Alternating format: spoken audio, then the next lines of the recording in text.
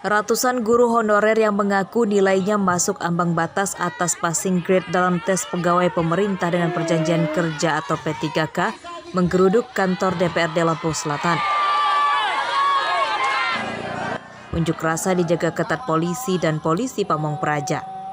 Dalam orasinya, massa menuntut DPRD segera mendorong Pemkab Lampung Selatan untuk menambah formasi guru P3K pada tahun ini. Tujuannya supaya mereka yang lulus tes dapat segera bekerja sebagai guru berstatus P3K dan bukan lagi sebagai honorer.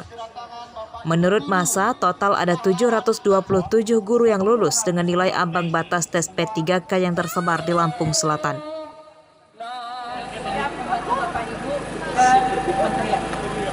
Menteri Pendidikan dan Kebudayaan, kalau sudah ngomong hanya kiamat yang tidak bisa dirubah, ini harus dirubah. DPRD Kabupaten Lampung Selatan.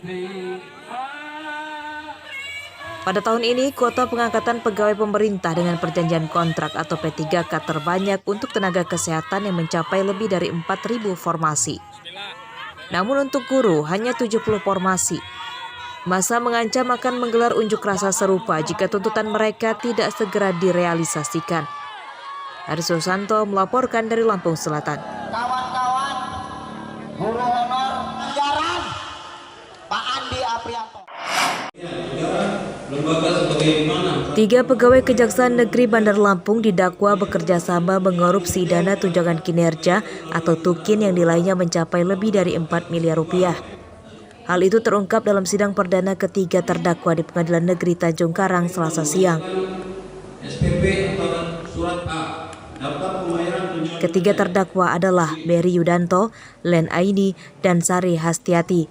Mereka diadili karena menikmati dana TUKIN yang di-markup pada tahun anggaran 2021 dan 2022, dan uangnya mereka gunakan untuk kepentingan pribadi. Len Aini sudah mengembalikan 543 juta rupiah, Berry 118 juta rupiah, dan Sari sebesar 120 juta rupiah.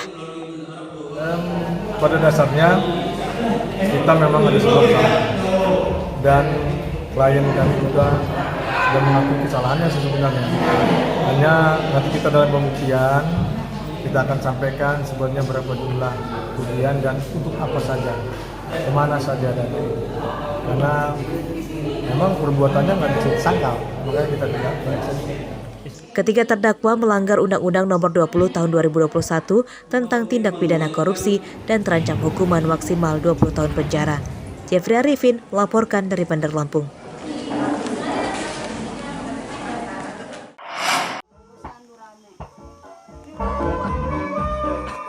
Komisi Penyiaran Indonesia belum mampu memberantas siaran tidak sehat di media sosial. Ini karena mereka belum memiliki wewenang untuk mengaturnya. Aturan yang mereka miliki baru memperbolehkan mengawasi siaran media resmi seperti televisi dan radio. Hal ini terungkap dalam forum Group Discussion atau FGD KPID dengan tema efektivitas tentang penyiaran dalam mendorong siaran-siaran untuk pemilu yang bermartabat. Diskusi melibatkan Diskominfo, penyelenggara pemilu, dan Komisi 1 DPRD Lampung.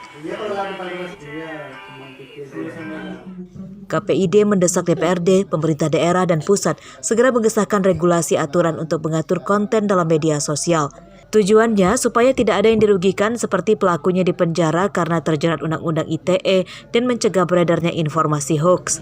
Selama ini kan yang kita tupoksi kita KPI dan KPID itu mengacu pada Undang-Undang 32 tahun 2002. Sementara new media ini TikTok, Twitter, apalagi Facebook, ya dan sebagainya itu belum ada regulasi. Mungkin nanti kan dia kalau ada persoalan hukum dia lari ke pribadi, bukan ke lembaga. Nah makanya kan kita itu mungkin larinya lebih lari undang-undang IT. Ya. Sudah. DPRD Lampung berjanji akan segera membahas permasalahan ini ke rapat paripurna. Ini juga terkait maraknya media baru yang berbasis media sosial yang isi kontennya diragukan. TikTok, Facebook, terus apa lagi? Twitter, terus Instagram dan lain-lain. Ini kan semau-mau sekarang. Dan gilanya lagi publik juga seolah-olah mengiyakan, seolah-olah menerima, walaupun sudah nyata-nyata ini.